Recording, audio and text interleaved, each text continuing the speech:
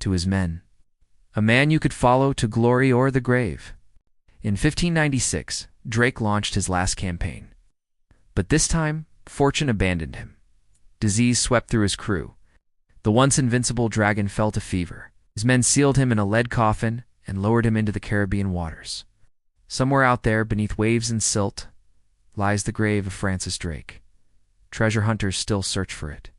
No one has ever found it. Maybe that's fitting, because Drake himself was a riddle. Hero or villain? Pirate or patriot? Monster or legend? One thing is certain, his death didn't end piracy. In fact, it lit the fuse. The golden age of pirates was about to begin, but that's another story. Next time, we'll uncover how Drake's successors' men, with nothing to lose, turned the Caribbean into the blood-soaked stage for the most infamous pirates in history.